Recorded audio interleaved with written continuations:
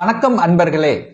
அஸ்ட்ரோசிரி channel வாயிலாக நான் உங்கள் அஸ்ட்ராலஜர் டாக்டர் சதீஷ். மிதுன ராசி அன்பர்களே, இந்த ஜூன் மாதம் எப்படி இருக்கும்? இந்த ஜூன் மாதத்துல 4 கிரகங்கள் 12ஆம் இடம் என்கின்ற விரயஸ்தானத்துல போய் உட்கார்ந்துருக்கார். ஆனா விரயஸ்தானத்தின் அதிபதியான சுக்கிரன் ஆட்சி பலத்தோட இருக்கார். அப்ப என்ன நடக்கும்? நிறைய விரயங்கள் ஏற்படுத்தும். சுப விரயங்களாக கன்வெர்ட் பண்ணிக்கிங்க. அதுதான் உங்களுக்கு புத்திசாலித்தனம். எந்த கிரகங்கள் 12ல் இருக்கு? சூரியன் 3க்குரியவன், தைரிய வீரியத்தை கொடுக்கக்கூடிய அந்த சூரியன் 12ஆம் இடத்துல போய் உட்கார்ந்துருக்கார். அப்ப என்ன நடக்கும்? யாருக்கு ஜாமீன் கையெழுத்து போடாதீங்க. போட்டீங்கன்னா விரயம் ஏற்படும், அதுக்கு தொல்லைகள் கொடுக்கும் அப்படிங்கறத ஞாபகத்தில் வைத்துக் கொள்ளுங்கள். அடுத்து குரு பகவான் 12ல் இருக்கார். யாரு? 7க்குரியவன், திருமணஸ்தானத்தின் அதிபதியாக இருக்கக்கூடிய குரு பகவான் 12ல் போய் மறைஞ்சிருக்கார். அப்போ 7 என்னென்ன? கணவன் மனைவிக்குள்ள கொஞ்சம் ஏன்னா 7க்குரியவன் தனக்கு 12ல் போய், தனக்கு 6ல் போய் மறைஞ்சிருக்கார்லவா, அப்போ கொஞ்சம் விட்டு கொடுத்து போங்க, நன்றாக இருக்கும் அப்படிங்கிறது அமைப்பு. அப்புறம் 10க்குரியவன் 12ல் போய் உட்கார்ந்துருக்கார். அப்ப என்ன ஆகும்? தொழிலை விரிவுபடுத்தணும், தொழிலுக்காக நீங்கள் விரயம் செய்யணும். அப்போ இன்னொரு மூலதனம் போட்டு தொழிலை ஆரம்பிக்கலாம். அதற்கான அனுகூல வாய்ப்புகளை பெற்றுத்தரும். தொழிலுக்காக வெளிநாட்டு பயணங்களை மேற்கொள்வீர்கள். தொழிலுக்கு வெளிநாட்டு தொடர்புகளை உங்களுக்கு கொடுக்கும் அப்படிங்கிறத ஞாபகத்தில் வச்சுக்கோங்க.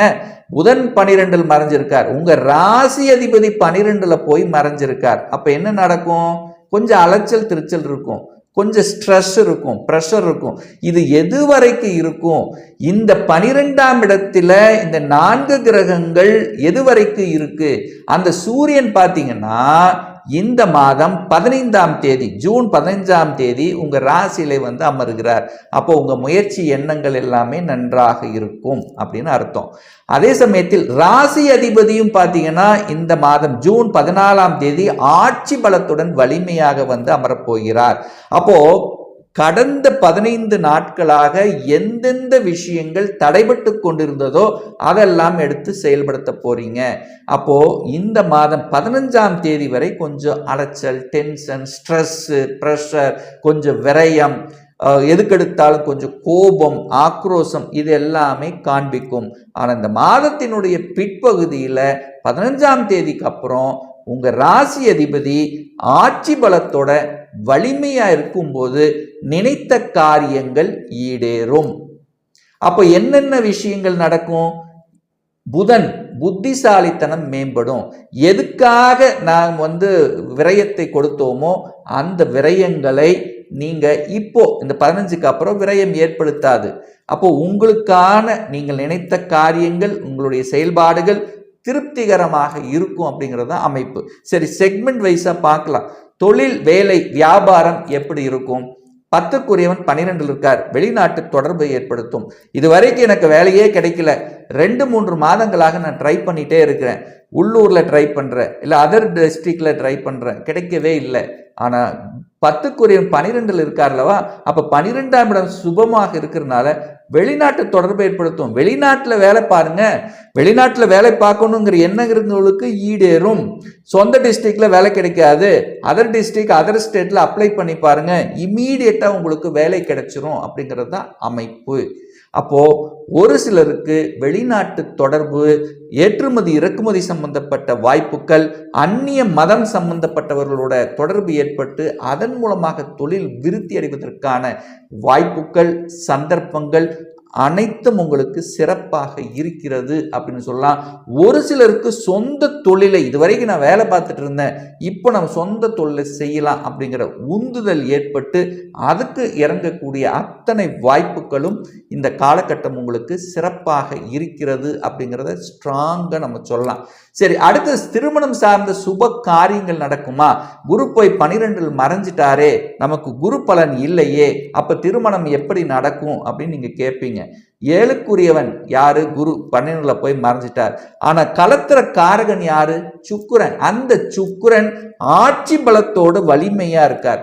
அந்த சுக்கிரனும் பாத்தீங்கன்னா இந்த மாதம் 12ஆம் தேதி, ஜூன் 12 உங்க ராசியில அமர்ந்து 7ஆம் இடமான திருமணஸ்தானத்தை பார்க்குதல்லவா, அப்ப திருமணஸ்தானத்தை பார்க்கறதுனாலையும் ஒரு நல்ல தசாபுத்தி உங்களுக்கு நடக்கும் போது ஏன் திருமணம் நடக்காது? நிச்சயமான திருமணம் சார்ந்த சுப காரியங்கள் செய்யக்கூடிய அத்தனை வாய்ப்புகளும் உங்களுக்கு பிரகாசமாக இருக்கு அப்படிங்கிறத நீங்க எடுத்துக்கலாம். அடுத்து குழந்தை பிறப்பு சார்ந்த விஷயங்கள் நன்றாக இருக்குமா? ஏன்னா குழந்தை பிறப்புல தடை ஏற்படுத்தி கொண்டே இருந்ததே, பிரச்சனைக்குரியதாகவே இருந்ததே. ஆனா இப்போ இந்த மாதம் பார்த்தீங்கன்னா அந்த 5ஆம் அதிபதி குழந்தை காரகன் என்று சொல்லக்கூடிய அந்த குரு குழந்தை ஸ்தானாதிபதியோட இணைஞ்சு உட்கார்ந்திருக்கார். அப்போ நிச்சயமாக அந்த குழந்தை பாக்கியம் பெறுவதற்கான அத்தனை வாய்ப்புகளும் உங்களுக்கு இருக்கு. 2.5 வருடங்கள், கடந்த 2.5-3 வருடங்களாக பார்த்தீங்கன்னா ஒரு வேலை சார்ந்த விஷயம், தொழில் சார்ந்த விஷயத்துல பல அலைச்சல்கள், பல உளைச்சல்கள், குடும்பத்திலையும் பார்த்தீங்கன்னா கணவன் ஒரு சைடு, மனைவி ஒரு சைடு, இந்த மாதிரி ஏகப்பட்ட பிரச்சனைகளை சந்தித்து கொண்டிருந்த மிதுனராசி என்பவர்கள் இப்போதான் இந்த வாழ்க்கை அப்படிங்கிற அந்த கணவன் மனைவிக்குள்ள ஒரு அந்யோன்யத்தை கிடைக்கிறது. 2 பேரும் ஒன்றாக இருப்பதற்கான வாய்ப்புகள், சந்தர்ப்பங்கள் உருவாக்கி இருக்கலவா. அப்ப இந்த மாதம் குழந்தை பிறப்புக்கும் உங்களுக்கு சாதகமாக இருக்கிறது.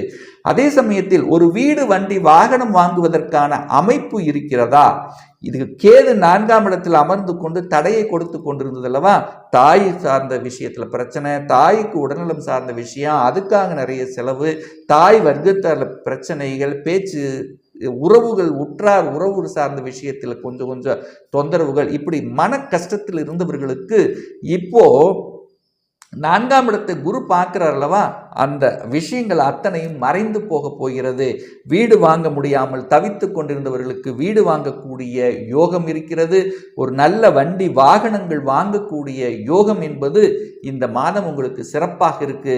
ஏன் இதை ஸ்ட்ராங்கா சொல்றேன்னா, வண்டி வாகனத்துக்கு காரகன் என்று சொல்லக்கூடியவரும் வீட்டுக்கு காரகன் என்று சொல்லக்கூடிய சுக்கிரன் ஆட்சி பலம் பெற்று வலிமையாக உட்கார்ந்து அந்த 4ஆம் இடத்தை பார்க்கின்ற காரணத்தாலும் அந்த செவ்வாய் பகவான் நிலத்துக்கு காரகன் என்று சொல்லக்கூடிய செவ்வாய் லாபஸ்தானத்துல ஆட்சி பலம் பெற்று வலிமையாக இருக்கின்ற காரணத்தால இந்த நிலம், வீடு, வண்டி, வாகனம் அதை ஆல்டர் பண்றது, சுப காரியங்களில் ஈடுபடுத்துவது, புண்ணியஜனம் செய்வது, இந்த மாதிரி அத்தனை விஷயங்களும் இந்த மாதம் உங்களுக்கு சிறப்பாக இருக்கிறது இந்த மிதுன ராசி அன்பர்களுக்கு அப்படின்னு சொல்லலாம்.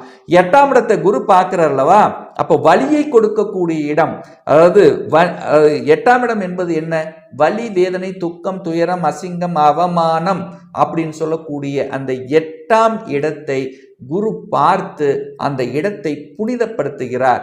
அப்போ ரொம்ப நாளா ஒரு வலியை அனுபவித்து, ஒரு 2-3 வருடங்களாக வலியை அனுபவித்து, 2-3 வருடங்களாக ஒரு வழக்கு சந்தித்து அந்த வழக்குக்கு தீர்வு கிடைக்காமல் அல்லோலப்பட்டு கொண்டு வழிகளோடு இருந்தவர்கள் இப்போ அந்த குரு பார்வை கிடைக்கிறதுனால, கடவுளினுடைய அனுகிரகம் அந்த 8ஆம் இடத்தின் மீது பதிகின்ற காரணத்தால பெரிய மனிதர்களினுடைய தொடர்பு உங்களுக்கு கிடைக்கிறதுனால அதிலிருந்து விடுபடுவதற்கான சாத்திய கூறுகள் இந்த மாதத்திலிருந்து உங்களுக்கு தெளிவாக தெரியும். கடன் விஷயத்திலும் பார்த்தீங்கன்னா கடனை கட்டி, கடனை வாங்கி, கடனை கட்டிட்டு, இந்த மாதிரியே ஏதாவது ஒரு விஷயத்துக்கு கடனை வாங்கிட்டு அந்த கடன் வளர்ந்து கடனை கட்டி இஎம்ஐக்காகவே போய்கொண்டிருந்த இந்த மிதுனராசி என்பர்கள் இப்போ அந்த கடனில் இருந்து வெளிவருவதற்காக, அந்த கடனை அடைப்பதற்கான அத்தனை சாத்திய கூறுகளும் உங்களுக்கு தெளிவாக புரியக்கூடிய ஒரு நல்ல மாதம் உங்களுக்கு பிறந்துருச்சு அப்படின்னு சொல்லணும். அதே சமயத்தில் செவ்வாய் வலிமை பெற்றிருக்கார் அல்லவா. செவ்வாய் என்பது விளையாட்டு துறைக்கான ஒரு கிரகம் அல்லவா.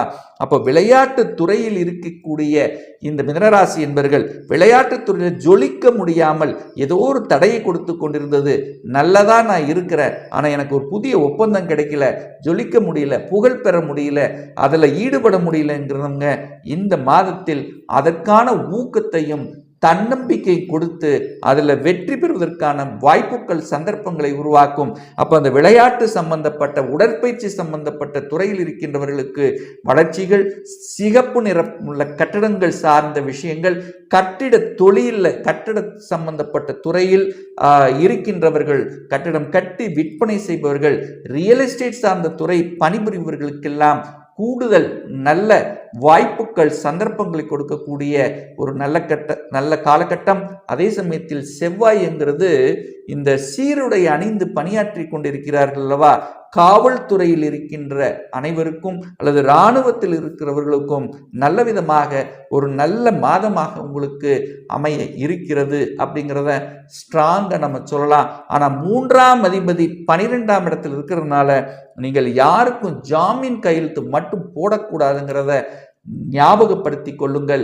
ஒரு நல்ல தெய்வ வழிபாடு அப்படின்னு எடுத்துக்கொண்டால் ஒவ்வொரு புதன்கிழமை என்று, ஏன்னா உங்க ராசிநாதன் 12ல போய் மறைஞ்சிருக்கார்லவா, அப்போ புதன்கிழமை என்று பெருமாளை சென்று வழிபடும் போது நிச்சயமாக மனக்குழப்பங்கள் தீருங்கிறதுல எந்தவித மாற்று கருத்தும் கிடையாது.